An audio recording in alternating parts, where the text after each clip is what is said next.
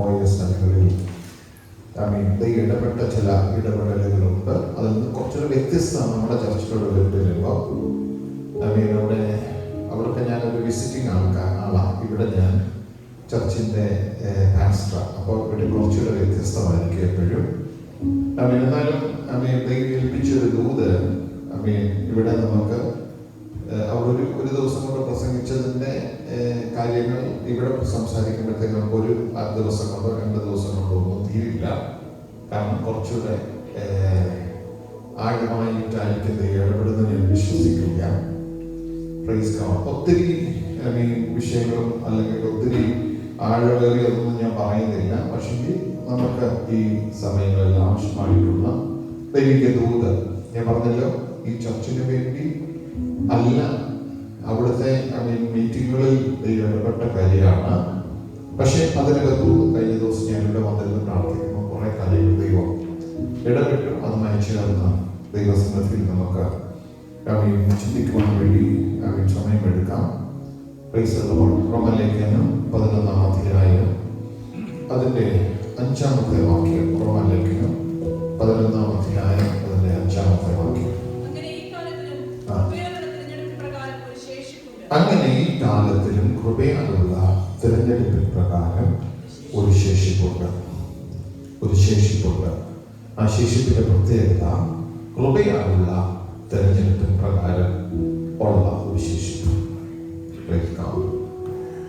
അതിന്റെ ആ ഭാഗം സംസാരിക്കാനായിട്ട് അല്ലെങ്കിൽ അത് ആ വാക്യത്തിന് തൊട്ട് മേളത്തെ വാക്യത്തിൽ ഏലിയാവും ദൈവമായിട്ടുള്ള ഒരു സംഭാഷണത്തെ കുറിച്ചുകൂടി എഴുതിയിട്ടുണ്ട്.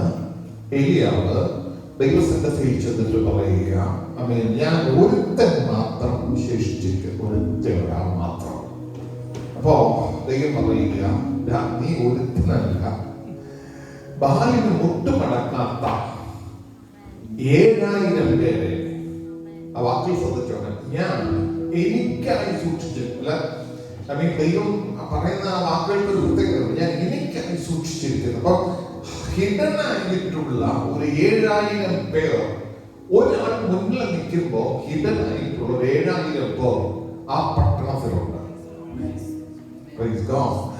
കണ്ട ഒരാളെ മാത്രമാണ്. പക്ഷേ ദൈവത്തിന്റെ കാര്യപരിപാടിയിൽ ദൈവത്തിന്റെ പാക്കേജിനകത്ത് ഒരു 7000 കൂടെ പറയുന്നു, 7000 കൂടെ ഉണ്ടാകുന്നു. അവർക്കൊരു പ്രത്യേകത ദൈവമായിക്കൊണ്ട് സർട്ടിഫൈ ചെയ്യുന്നൊരു കാര്യമുണ്ട്. അവർ ബാലിന് മുട്ടുമടക്കാത്തവരാണ്. ബാലിന് മുട്ടുമട നമ്മുടെ ഭാഷയിലേക്ക് വരാം. പിശാചിന്റെ മുമ്പിൽ മുട്ടുമടക്കാത്ത ഒരു തലമുറ.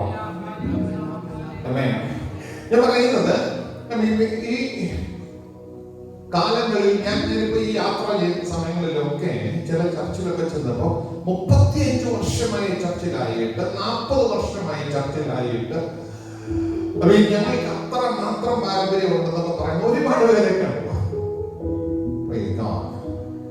വർഷങ്ങളുടെ പഴക്കം എല്ലാവരും വിചാരിക്കുന്നത് പാരമ്പര്യം നല്ലതാണെന്നാണ് വിചാരിക്കുന്നത്. പക്ഷെ എനിക്കതിനൊരു തിരുത്തുണ്ട്. ആമേൻ. ഈ കാലഘട്ടത്തിൽ ഒരു തലമുറ ദൈവത്തിന് വേണമെങ്കിൽ 40 കൊല്ലമുള്ളതിനെ മുമ്പുള്ളതിനെയല്ല ദൈവത്തിന് വേണ്ടത്, ഇന്നുള്ളതിനെയാണ് ദൈവത്തിന് വേണ്ടത്.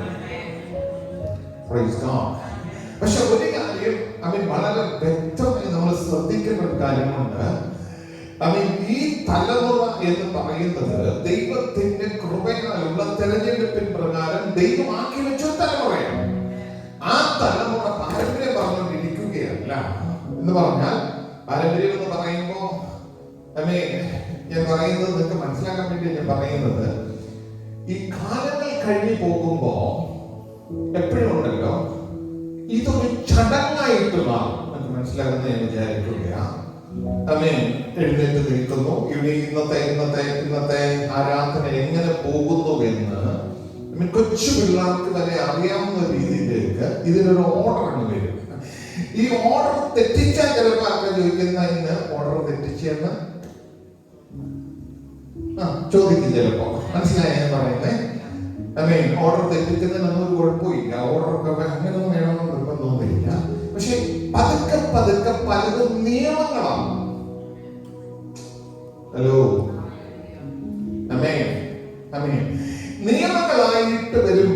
നിയമം അനുശാസിക്കുന്നതിലേക്ക് പോകും. എവിടെയാ പരാജയം വരുന്നതെന്നറിയാമോ? ഈ തലമുറ ആത്മാവിനെ അനുസരിക്കുകയല്ല, ഈ തലമുറ നിയമത്തെ അനുസരിക്കുകയാണ്. അതുകൊണ്ട് ഞാൻ പറയാം, അവൻ പഴയ നിയമത്തിനകത്ത് ഇത്രയും വലിയ നിയമങ്ങൾ കൊടുത്ത് ദൈവം എന്തിനാ പുതിയത് കൊടുത്തെന്ന് ചോദിച്ചാൽ, അവൻ പഴയത് അനുസരിക്കണ്ട എന്നൊന്നും അല്ല പറഞ്ഞത്. പക്ഷേ അതിനകത്ത് നിയമങ്ങൾക്ക് ഭയങ്കര കാർക്കശ്യമായിട്ട് വന്നിട്ട് അത് ചെയ്യാത്തവനെ അവൻ കൊന്നു കളയുക, അങ്ങനെ അങ്ങനെ ഭയങ്കര അവൻ എന്താ പറയുക കട്ടിയായപ്പോ ഞാൻ പലരോടും സംസാരിച്ചപ്പോ ആഭരണത്തിന്റെ കാര്യം ഭയങ്കര വിഷയമായിട്ട് സംസാരിക്കുന്നവരുണ്ട്. ആഭരണം തുടങ്ങി പല വിഷയങ്ങൾ.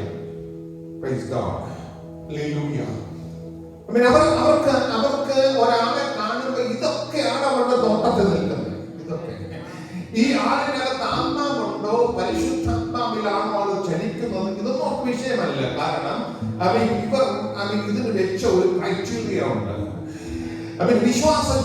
വിശ്വാസികൾ എന്ന് പറഞ്ഞാൽ അവരുടെ മുമ്പിൽ ഇന്നതൊക്കെ കാണുമെന്ന് അതൊരു നിയമമാവുകയാണ്. ഇവിടെ ഞാൻ അതിലേക്കൊന്നും അല്ല നിൽക്കുന്നത്, എന്റെ തോതിലേക്ക് ഞാൻ പോകും. ഇവിടെ ശരിക്കും പറഞ്ഞാൽ ബാലിന് മുട്ടുമടക്കാത്ത ഒരു തലമുറയാണ്. ഈ ചർച്ചിനകത്ത് ഞാൻ ഏറ്റവും ആഗ്രഹിക്കുന്ന ഒരു കാര്യമാണ്, ഇന്നലകളിലെ ആള് മാറണമെന്നല്ല.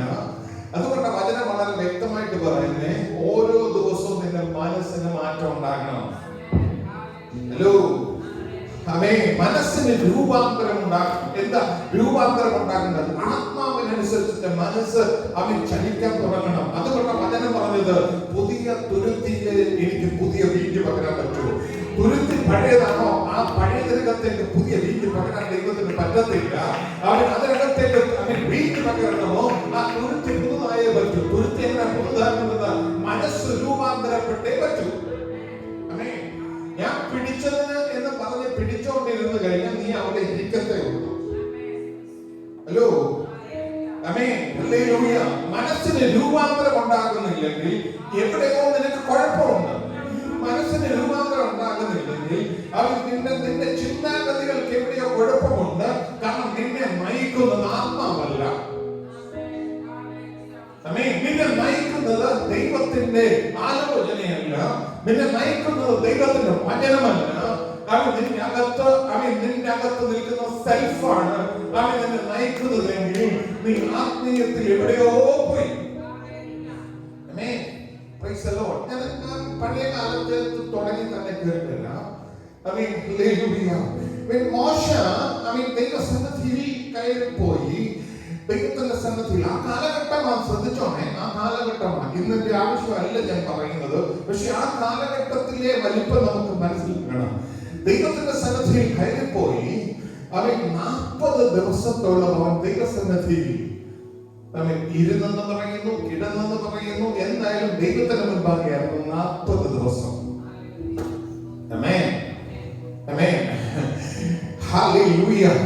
അവന് വിഷമോ അറിയില്ല, ദൈവം കഴിക്കാൻ കൊടുത്തോ അറിയില്ല.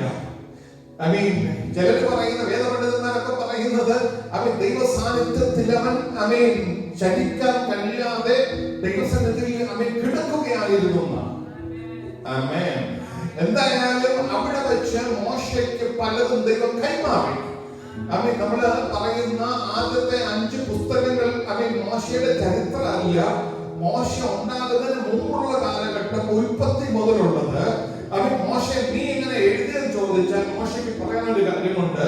ഞാൻ ദൈവസന്നിധിയിൽ കിടന്നപ്പോ അവൻ എന്നോട് ഇടപെട്ട കാര്യമാണ്, എനിക്ക് ഇത് കൈമാറിയ കാര്യമാണ് ഞാൻ എഴുതി വെച്ചത്. അല്ലാതെ മോശയ്ക്ക് ചരിത്രം കിട്ടുന്നത് മോശ ഉണ്ടാകുന്നതിന് നാളുകൾക്ക് മുമ്പേ സംഭവിച്ച കാര്യങ്ങളാണ്. അങ്ങനെയാണെങ്കിൽ നിങ്ങൾ ശ്രദ്ധിച്ചോണേ, ദൈവം നേരിട്ട് കാര്യങ്ങൾ കൈമാറുന്ന ഒരു തലമുറയായിരുന്നു മോശ. ചെറിയ കാര്യമല്ല. ഇത് ഞാൻ പഴയ നിയമത്തിലെ ചിലരെ ചൂണ്ടുന്നത്, ഇങ്ങനെയുള്ളവർ ജീവിച്ചൊരു കാലഘട്ടം കഴിഞ്ഞിട്ടാണ് നമ്മൾ വന്നിരിക്കുന്നത്. അവരെക്കാളൊക്കെ തെരഞ്ഞെടുപ്പ് നമ്മുടെ മേലുള്ളവരാണ്. അവരെക്കാളൊക്കെ ദൈവത്താൽ നിയോഗിക്കപ്പെട്ടവരെ നമ്മൾ, അവരെക്കാളൊക്കെ വ്യത്യസ്തതയുള്ളവരാണ് നമ്മൾ. പക്ഷേ അവർ കൃപയാലുള്ള തെരഞ്ഞെടുപ്പല്ല, ദൈവത്തിന്റെ തെരഞ്ഞെടുപ്പ് അല്ലാതെയായിരുന്നു. പക്ഷെ നമ്മുടെ മേൽ കൃപ വ്യാപരിച്ചാ തെരഞ്ഞെടുത്തിരിക്കുന്നത്.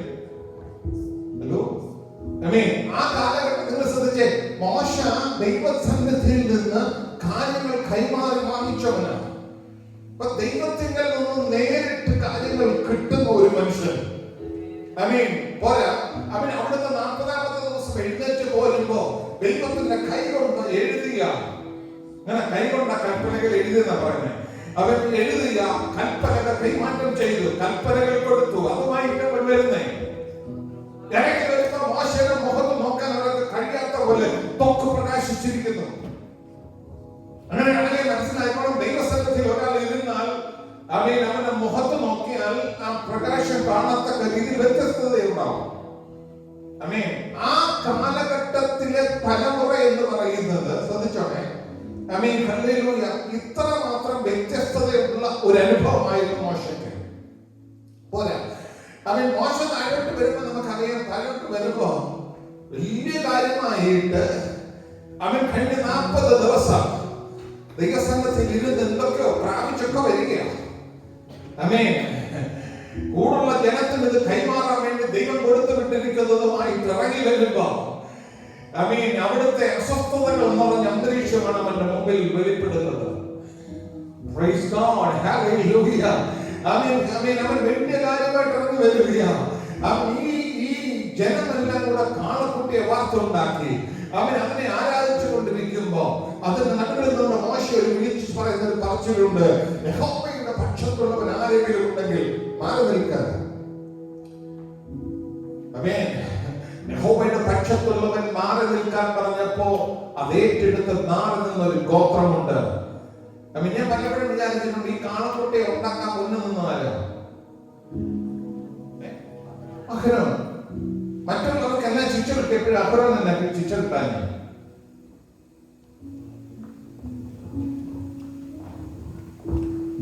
ഹലോ,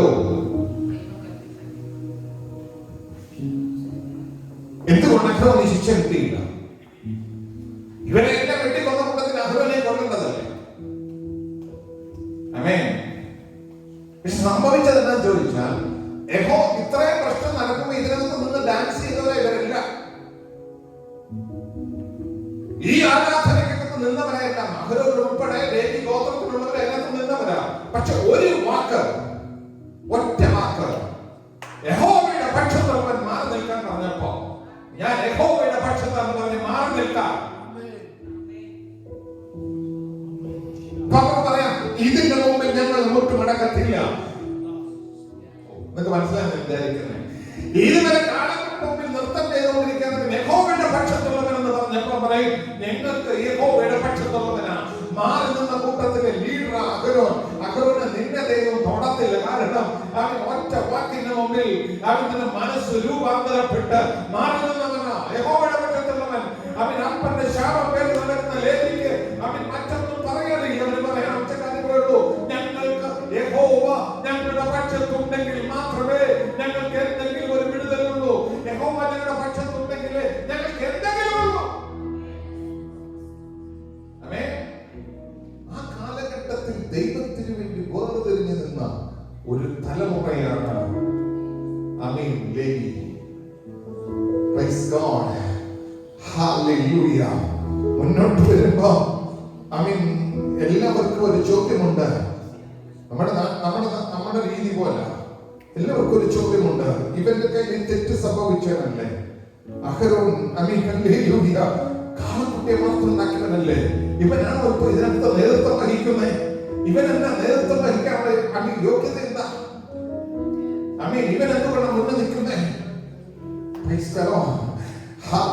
പലതും പലർക്കും പറയാനുള്ളപ്പോഴും ദൈവത്തിന്റെ മുൻപാകെ അത് വന്നപ്പോ ദൈവം പറഞ്ഞൊരു കാര്യം, എല്ലാ ഗോത്രത്തിനും വഴി കൊണ്ടുപോവാ. വഴി കൊണ്ടുവന്നു. ഇതൊക്കെ അറിയുന്ന ചരിത്രമാണ്, വേഗത്തിൽ ഞാൻ പറഞ്ഞു പോകട്ടെ. വഴി കൊണ്ടുവന്നു. വഴി എവിടെ വാങ്ങിച്ചു?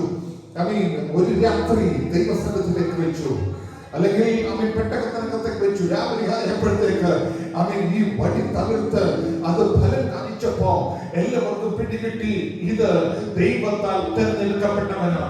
ഇന്ന് പകരം ഇതിനകത്തിരിക്കുന്ന ഓരോരുത്തരും എനിക്കൊരു ദൂത് വിളിച്ചു പറയാനുണ്ട്.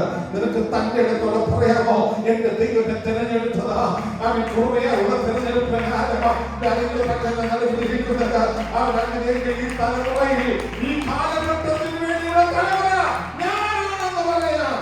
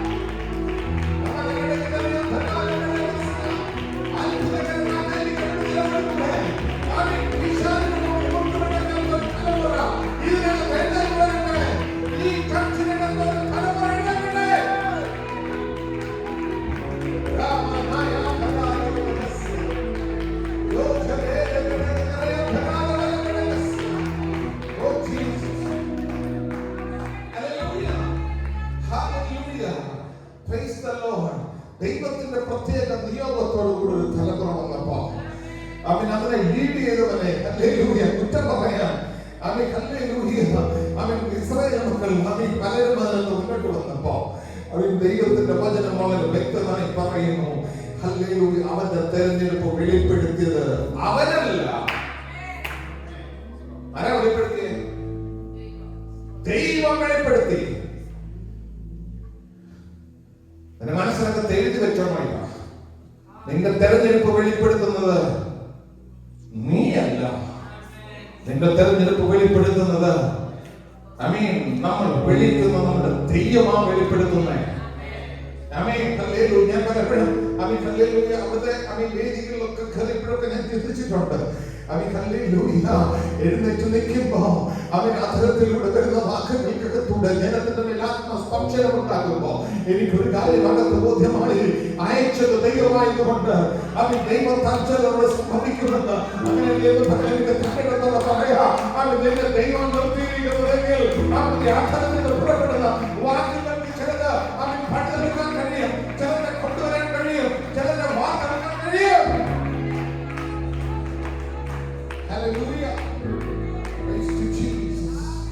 Hallelujah. ദൈവത്തിന്റെ കൃപയ്ക്ക് ദൈവത്തിന്റെ നന്ദി പറയുകയാണ്.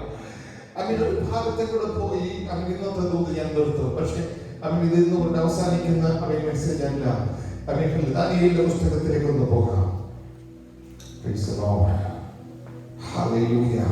2-ാം അധ്യായം 47 മുതൽ 49 വരെയുള്ള വാക്യങ്ങൾ വായിക്കാം.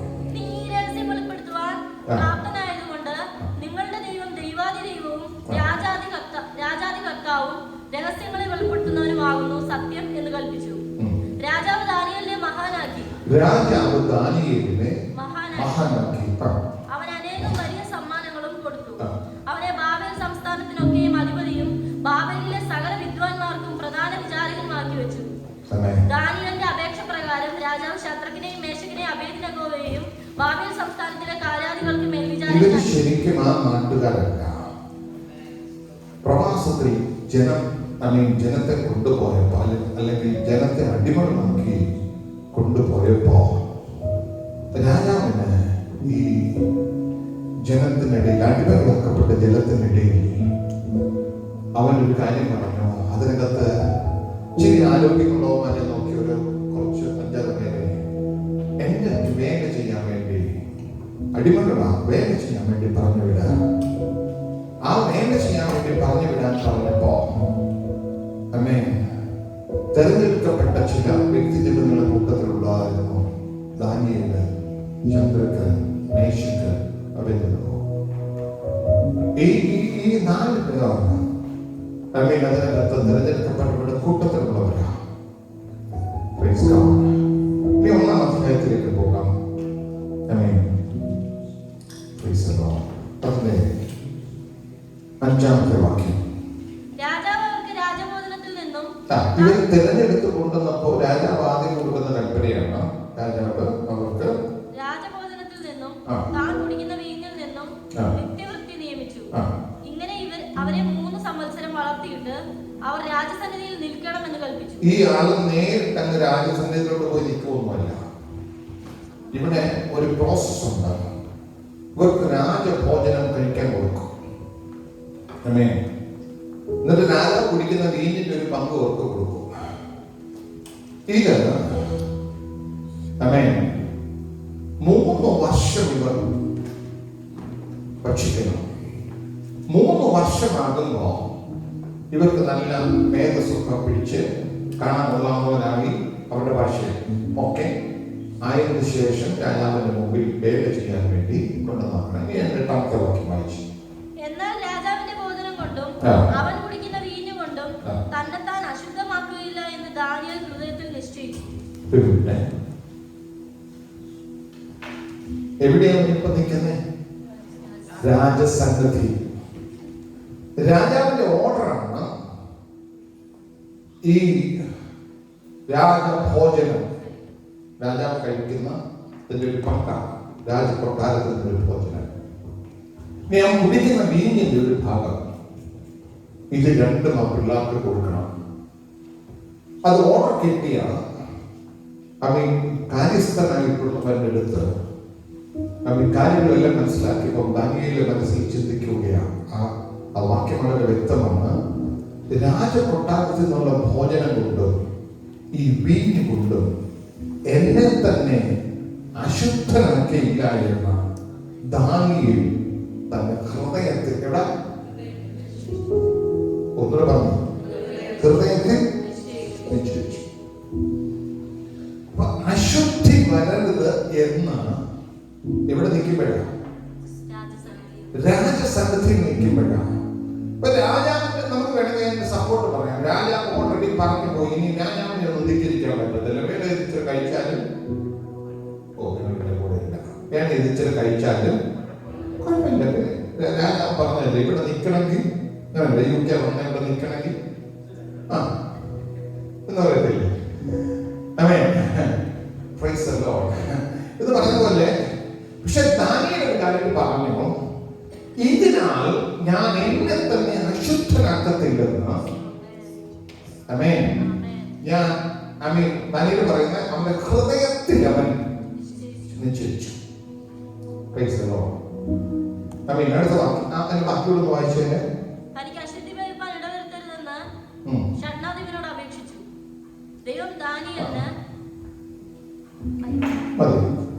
ഈ കാര്യം ഹൃദയത്തിൽ ചിന്തിച്ചത് മാത്രമല്ല, ഇവരെ ആക്കി വെച്ച ഷണ്ഡാധിപനോട് പറഞ്ഞു, എന്റെ ഉള്ളിൽ ഞാൻ എടുത്ത ഒരു തീരുമാനമായിരുന്നു, എന്നെ ഞാൻ ഇതിനാൽ അശുദ്ധമാക്കിയില്ല. അതവരുടെ ഹൃദയത്തിൽ തീരുമാനിച്ച കാര്യം.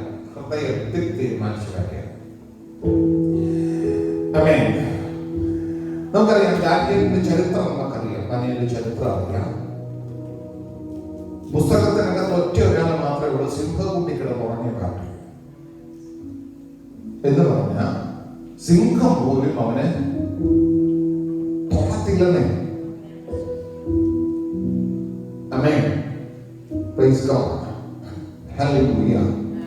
ഈ സദൃശ്യവാക്യത്തിനകത്ത് ഒരു വാക്യം പറയുന്നുണ്ട്,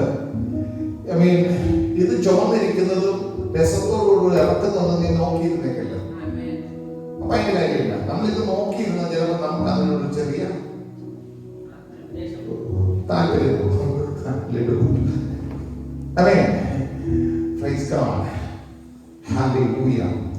ഇതൊരു പ്രത്യേക തലമുറ കാലഘട്ടത്തിൽ ആ രാജകൊട്ടാരത്തിനകത്ത് അടിമകളായി പിടിക്കപ്പെട്ട ഒരു കൂട്ടം. അതിന്റെ അവസാനമാണ് നമ്മൾ ആദ്യം വായിച്ചത്. ദാനിയേലിനെ ദൈവമല്ല രാജാവ് എല്ലാത്തിലും അധിപതിയാക്കി മാറ്റി. എന്താ ദാനിയേലിനെ അധിപതിയാക്കാൻ മാറ്റാൻ കാര്യം? അവൻ ഇതിന്റെ മുമ്പിൽ മുട്ടുമടക്കിയില്ല.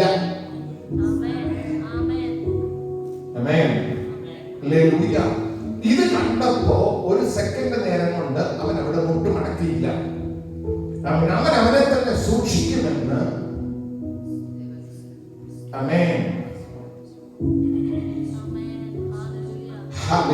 അവൻ അവനെ തന്നെ. ഇത് ഞാൻ പറയുന്ന വീക്ക് മാത്രമല്ല, രാജഭോജനം അത് തന്നെ. അവർ പറയുന്നൊരു കാര്യമുണ്ട്, ഷണ്ഡനെന്ന് പറയുന്നൊരു കാര്യമുണ്ട്. നിങ്ങൾ ഒരു കാര്യം ചെയ്യും, ഞങ്ങൾക്ക് ശാഖപദാർത്ഥം മാത്രം തന്നാൽ മതി. എന്തോ ശാഖപദാർത്ഥം?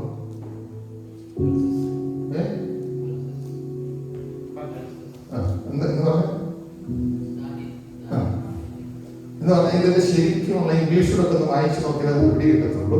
എന്ന് പറഞ്ഞാൽ രാജാവിന്റെ സന്നിധിയിൽ കിട്ടുന്ന ഇറച്ചി ഞങ്ങൾക്ക് വേണ്ട, ഞങ്ങൾക്ക് കഞ്ഞി മതിയത്. മനസ്സിലായോ? നമുക്ക് കഞ്ഞി മതിയത്.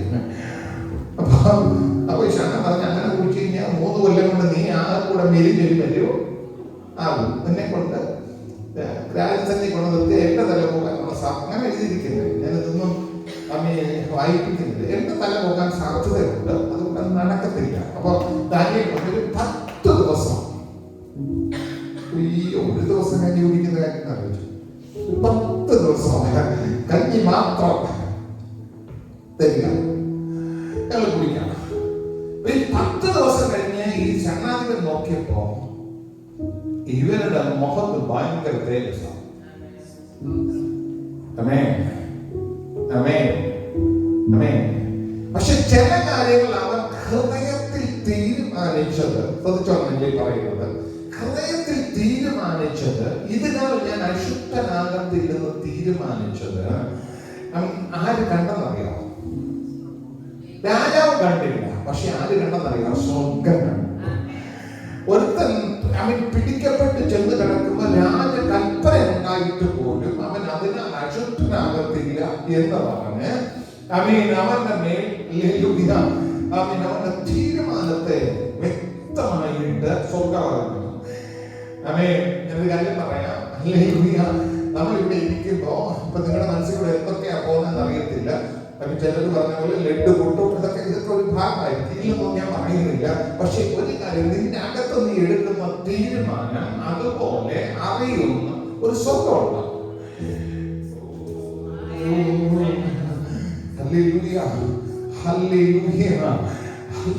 ഈ തലമുറയ്ക്കകത്ത് നീ ദൈവസന്നിധിയിൽ ഇരിക്കാൻ, ദൈവകൃപയിൽ മുന്നോട്ട് പോകാൻ ഒക്കെ ആഗ്രഹിക്കുന്നെങ്കിൽ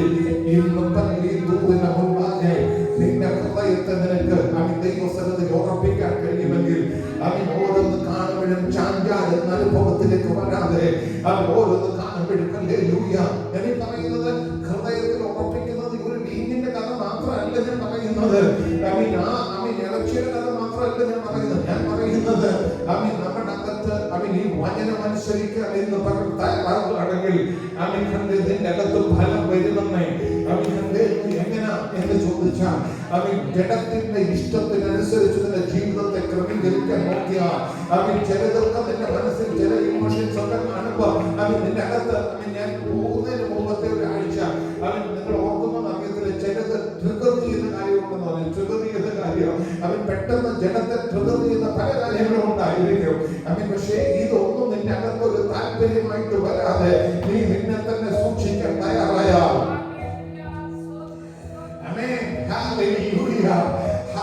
നിന്നെ തന്നെ സൂക്ഷിക്കാൻ തയ്യാറായാൽ ദൈവത്തിന്റെ കൃപ വ്യാപരിപ്പാനിടയാകട്ടെ. ജഡത്തിന്റെ പ്രവൃത്തികളെ കുറിച്ച് ഞാൻ എല്ലാം കൂടെ പ്രസംഗിക്കാൻ, ഇതൊക്കെ നിങ്ങൾ ഇത് വാക്യ മത്സരം ഉണ്ടെങ്കിൽ അതിനകത്ത് എഴുന്നേറ്റ് പറയാനും പലർക്കും കഴിയും. പക്ഷേ പല പിഴകം അസൂയ ഒറ്റ ഒരെണ്ണം മതി ഒരു ദിവസം പ്രസംഗിക്കാൻ വേണ്ടിയല്ല ഞാനത് പറയുന്നത്. നിങ്ങളുടെ ഉള്ളിന്റെ ഉള്ളിൽ നിങ്ങളൊന്ന് ചിന്തിക്കാമോ? നിങ്ങളുടെ അകത്ത് എന്തോ ഇരിക്കുന്നേ? നീ വിശ്വാസിയാണെന്ന് പറഞ്ഞ് ദൈവസന്നിധിയിൽ നമ്മൾ കടന്നു വന്നിരിക്കുമ്പോ ഇവിടെ ഇരിക്കുമെന്ന് ഹൃദയത്തെ നീ ഒന്ന് ചിന്തിച്ചു നോക്കി. എന്തുകൊണ്ടാണ് നീ ഇങ്ങനെ നടക്കുന്നത്? എന്താണ് നിന്നെ അസ്വസ്ഥമാക്കിക്കൊണ്ടിരിക്കുന്നത്? എന്താ നിന്റെ പ്രശ്നം? എന്താ എവിടെയാണ് നീ നിൽക്കുന്നത്? നീ ഒന്ന് ചിന്തിച്ചു നോക്കി. അടുത്തൊരു തലമുറയാണ് ദൈവത്തിന് വേണ്ടത്. പഴയ ചരിത്രം പറയാനല്ല ഇന്ന് ഞാൻ ഇവിടെ നിൽക്കുന്നത്. കൊണ്ട് നടക്കാത്ത ഒരു തലമുറ ഇതിനകത്ത് എഴുന്നേറ്റ് വരണമെന്ന് ആത്മാർത്ഥമായി ആഗ്രഹിച്ച് ദൈവസന്നിധി ഞാൻ പ്രാർത്ഥനയോടെ ഞാൻ ഇന്ന് മക്കൾ ഇവിടെ നിൽക്കുന്നത്. എനിക്കൊരു കാര്യം അറിയാം, ദൈവത്തിന് ചിലതിന് വേണം.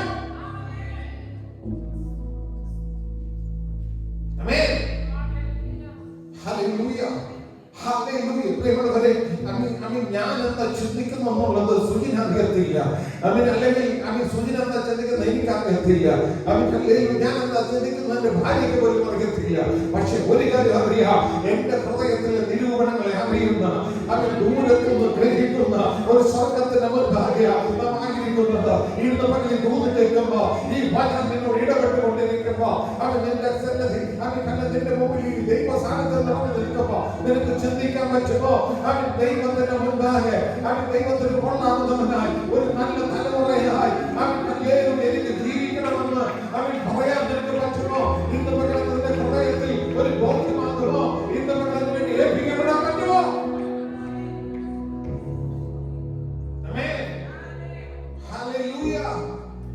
അങ്ങനെയെങ്കിൽ ദാനിയേലിനെ കുറിച്ച് പറയുന്നു എന്ന് ചോദിച്ചാൽ ദാനിയേലിനെ സിംഹക്കൂട്ടിനകത്തിട്ടു. ഒരു ഭയവുമില്ലായിരുന്നു.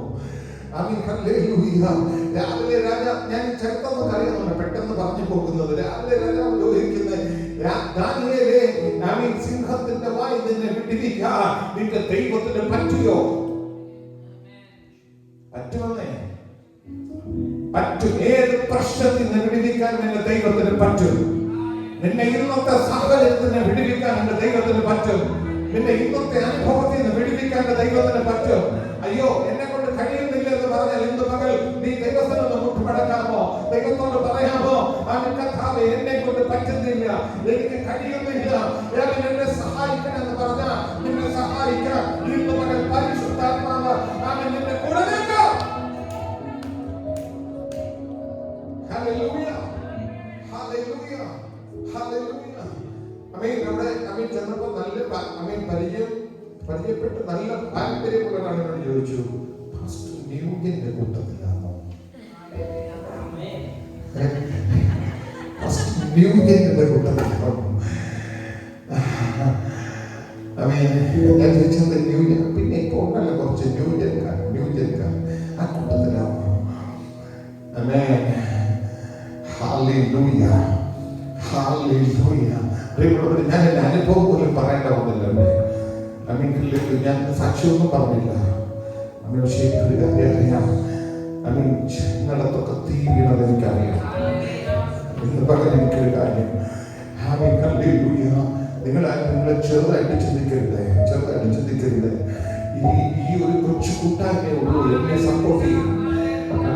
ഈ ഒരു കൊച്ചു കൂട്ടായ്മയോട് എനിക്ക് വേണ്ടി പ്രാർത്ഥിക്കാൻ നിൽക്കാൻ പോലും വേറെ ആരുമില്ല. പക്ഷേ നിങ്ങൾ നിന്നപ്പോ എനിക്ക് വേണ്ടി ഒരു വാക്കെങ്കിലും പ്രാർത്ഥിച്ച ഒരാൾ ഇതിനകത്ത് ഇരിപ്പുണ്ടെങ്കിൽ ഞാൻ പോയ വഴികളിലൊക്കെ ചെയ്യുന്നതിന്റെ എല്ലാ പ്രതിഫലം നിന്റെ കയ്യിൽ വന്നത്. ദൈവത്തിന്റെ നിയോഗം, അതാണ് ദൈവത്തിന്റെ കാര്യപരിപാടി. ഇന്ന് പണം നിനക്ക് വിശ്വസിക്കാൻ കഴിയുമോ? ദൈവത്തിന്റെ കൃപയാ, ദൈവത്തിന്റെ കൃപയാ, ദൈവത്തിന്റെ കൃപയാ, ദൈവത്തിന്റെ കൃപയാ. Hallelujah, hallelujah. ഞാൻ അവരോട് പറഞ്ഞ മറുപടി എന്താണെന്നറിയോ? ഞാൻ ന്യൂജനുമല്ല, ഓൾഡ് ജനുമല്ല. ഞാൻ ഇറങ്ങിയിട്ട് ഒരു 10-40 വർഷമായി. പക്ഷേ പെന്തക്കോസ്തിൽ നിന്ന് ഞാനൊന്ന് മാനസാന്തരപ്പെട്ടാണ്.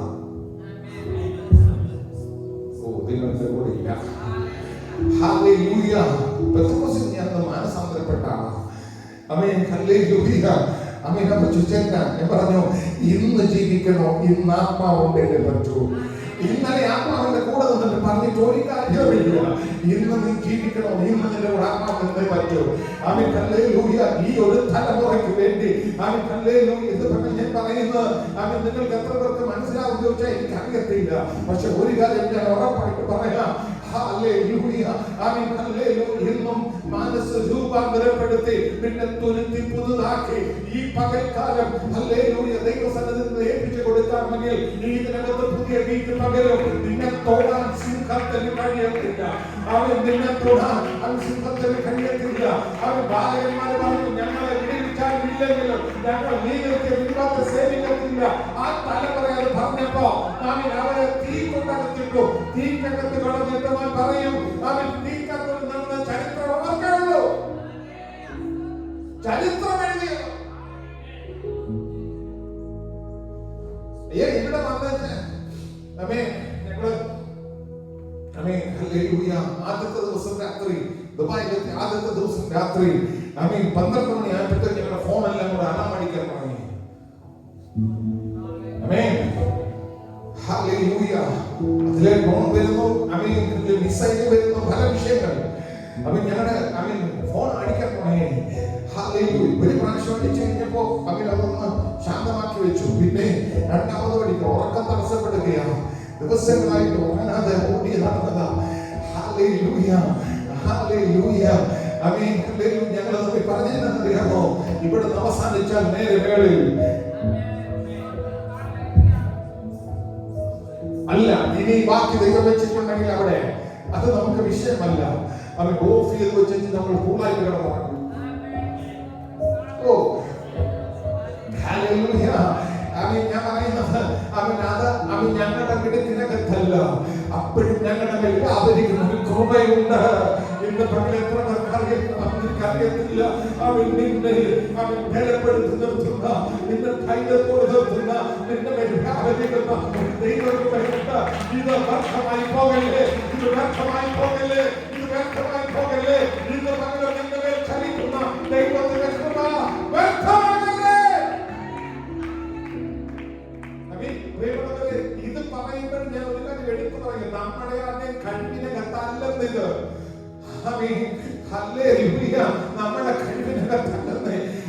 കണ്ണിനകത്താതെ അവൻ നമ്മളെ കൊണ്ട് പലതും കഴിയത്തില്ല. അവൻ എഴുന്നേറ്റ് നിൽക്കുമ്പോ അവൻ കല്ലേലും ജനത്തെ അവൻ കല്ലേലൊന്ന് അവൻ ഡിസൈൻ ചെയ്യാനായിട്ട് കഴിയണമെങ്കിൽ അവൻ ഒരാളിനെ ദൈവം മനസ്സിലാക്കി തരണമെങ്കിൽ അവൻ ദൈവകൃപ ഉണ്ടെങ്കിൽ പറ്റോ. മാനുഷികമായിട്ട് നോക്കിയാൽ ഒന്നും പിടികിട്ടത്തില്ല. പക്ഷേ അവൻ കൂടെ നിൽക്കുന്ന ദൈവത്തിന്റെ സാന്നിധ്യത്തിന് ചലിക്കുന്നത്. ഹല്ലേലൂയ, ആമേൻ, ഹല്ലേലൂയ, ഹല്ലേലൂയ. അവൻ ലിറ്ററലി ഞാൻ പറയുകയാണ്, ഹല്ലേലൂയ. കൂടെ നിൽക്കുന്ന ദൂതനെ കാണത്തക്ക നിലവാരത്തിൽ ദൈവത്തിന്റെ കരം ചലിച്ച ദിവസങ്ങളുണ്ട്. ഇന്ന് പകൽ കാര്യം ഉറപ്പായിട്ട് പറയാം, നമ്മുടെ കണ്ണിനകത്ത് ആശ്രയിക്കരുത്. അവൻ ഞാൻ വായിച്ച വാക്യത്തിന് അടുത്ത വാക്യം പറയുന്ന പ്രവൃത്തിയാലല്ല, അവൻ കൃപയാലത്രേ, പ്രവൃത്തിയാലല്ല, കൃപയാലത്രേ. ഒരു തലമുറ കരങ്ങളടിച്ച് നമുക്ക് സ്വീകരിക്കാം.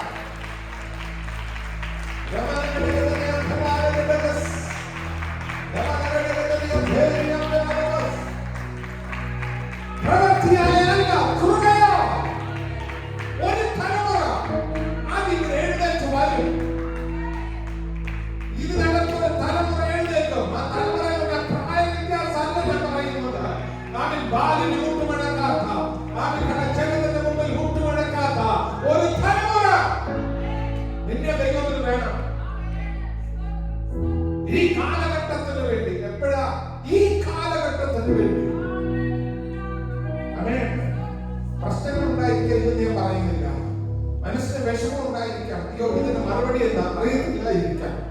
പക്ഷെ ഒരു കാര്യം ഞാൻ പറയാം, എന്റെ ദൈവം നിന്നെ കരം പിടിച്ച നീ പോകുന്ന പാത മുഴുവൻ, നീ ആയിരിക്കുന്നത് എവിടെയാണെങ്കിലും എന്ത് സാഹചര്യത്തിന്റെ മുമ്പിൽ വന്നേലും നിന്നെ വഴി കളഞ്ഞു പോകത്തില്ല. എന്റെ ദൈവം മറ്റു പലരും ചിലപ്പോ വഴിയിൽ ചിട്ടേക്ക് പോയിരിക്കാം, പക്ഷെ എന്റെ ദൈവം ഇട്ടേക്ക് പോകത്തില്ല.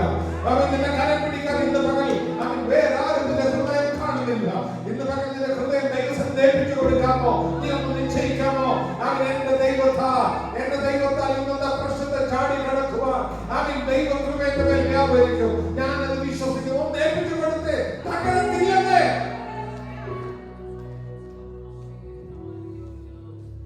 നിന്റെ മനസ്സ് പറയുന്നതായിരിക്കും തകർന്നു പോകുന്നു. ഇല്ലെന്ന് അവൻ തന്നോട് പറ, ഇല്ലെന്ന്. അവൻ സാഹചര്യം നോക്കിയിട്ട് നീ വിഷമിക്കല്ലേ. ബോധന മുമ്പ് ഇവിടെ പറഞ്ഞത്, പക്ഷെ എന്നാൽ ഒന്നുകൂടെ ഞാൻ പറയുക. ഒരാളുള്ള പ്രത്യേക ദൂതാണ്. അവൻ ചുറ്റി നടത്തി യെഹെസ്കേലിനെ ഈ അസ്ഥികൾ ജീവിക്കുമോ ഒരു സാധ്യതയില്ലെന്ന് അറിയാമായിട്ടും ദൈവമേ നീ അറിയുന്നു. നെഗറ്റീവ് ഒരു വാക്കാവിന്റെ വായിന്ന് വന്നില്ല. ദൈവമേ നീ അറിയുമെന്ന് പറഞ്ഞ ദൈവം ഇടപെട്ടു. പ്രവചിക്കണതിനെ നോക്കി ഇന്ന് പകൽ ഞാൻ ഒരു കാര്യം പറയാം. നിന്റെ പ്രശ്നം തീർന്നു പോയി, സാധ്യത ഇല്ലെന്ന് പറയുമ്പോഴും, ഒരു ചാൻസും ഇല്ലെന്ന് പറയുമ്പോഴും നിന്റെ വാ തുറന്ന് നീ അതിനെ നോക്കി പ്രവചിക്കാമോ? വിസ കിട്ടുമെന്ന് നിനക്ക് പറയാൻ പറ്റുമോ? നിനക്ക് സ്പോൺസറായിട്ട് കിട്ടുമെന്ന് നിനക്ക് പറയാൻ പറ്റുമോ? ഞങ്ങളുടെ വീട് വാങ്ങിക്കും, ഞങ്ങളുടെ ജീവിതം പറയാൻ പറ്റുമോ? ഞങ്ങളുടെ കുടുംബം അനുഗ്രഹിക്കപ്പെടും ഞങ്ങൾക്ക് പറയാൻ പറ്റുമോ? ഇന്ന് പകൽ നീ ആധാരം തുറന്ന നെഗറ്റീവ് പറയാതെ നീ പ്രവചിക്കാൻ തുടങ്ങ. നിന്റെ പക്ഷത്തെ നോക്കി അവൻ ശരീരമോ ഇതന്റെ കുടുംബം ആരെങ്കിലും ഇത് പറഞ്ഞ കേറി പറയല്ലേ നീ പറ, ഇതെന്നെ തൊടത്തില്ല.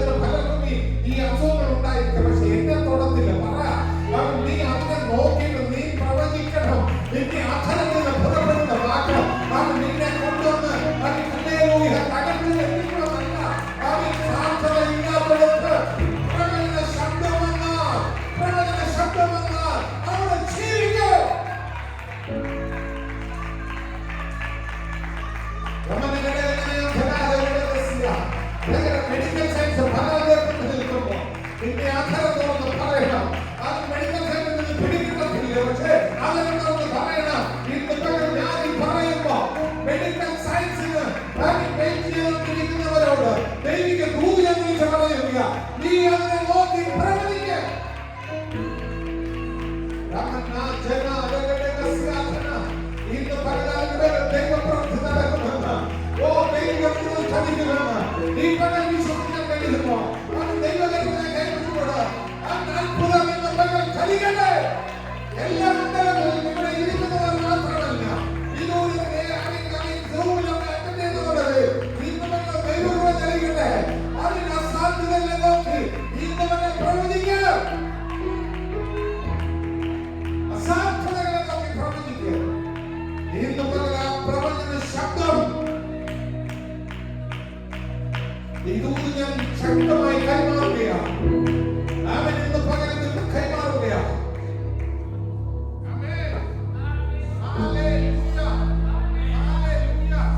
എത്ര പേർക്ക് വിശ്വസിക്കാൻ കഴിയുമെന്ന് എനിക്കറിയത്തില്ല. എത്ര പേർക്ക് വിശ്വസിക്കാൻ കഴിയുമെന്ന് എനിക്കറിയത്തില്ല. ഈ ശൂന്യമായി കിടക്കുന്ന കസറുകളെ നോക്കി ഈ ലോകം നിറയട്ടെ എന്ന് ഞാൻ ദൈവാത്മാവിൽ പ്രവചിക്കുകയാണ്. പോരാടണം. ഈ ഹോൾ പോരാടണം. ഈ ഹോൾ പോരാടണം. ജനം തന്നെ പറയട്ടെ.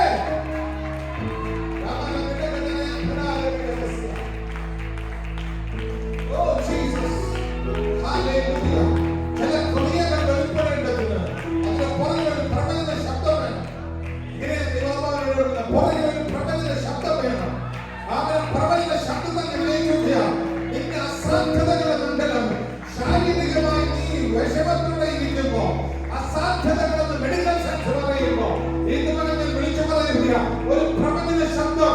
അസാധ്യതകളെ അസാധ്യതകളെ നിന്റെ മേൽ ജീവൻ വെക്കത്തക്കവണ്ണം ഒരു ദൈവപ്രവൃത്തി കൊണ്ടുവരുന്ന ഒരു ദൈവപ്രവൃത്തി കൊണ്ടുവരുന്ന ഒരു വാക്ക് പ്രവചന ശബ്ദം നിന്നെ സ്പർശിക്കുന്നു. ശക്തമായ ചില വിടുതലുകൾ ശാരീരിക മണ്ഡലത്തിൽ നിന്ന് നടക്കട്ടെ. ശക്തമായ വിടുതലുകൾ വ്യക്തികളുടെ കളിക്കട്ടെ.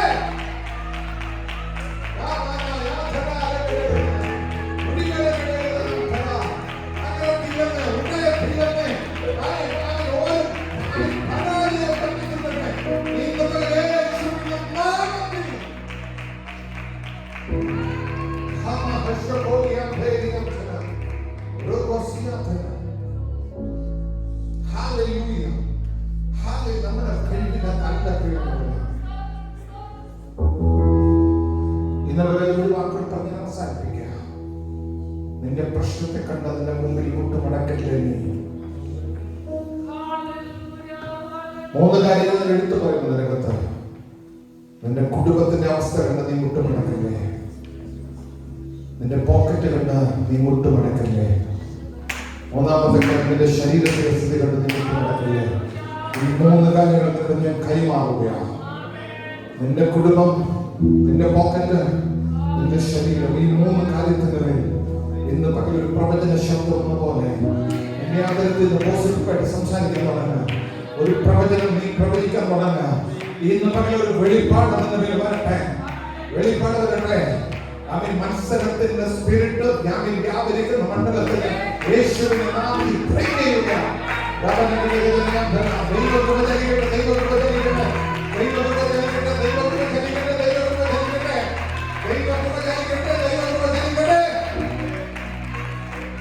ശക്തമായി ദൈവിക വിടുതൽ വ്യാപരിക്കട്ടെ.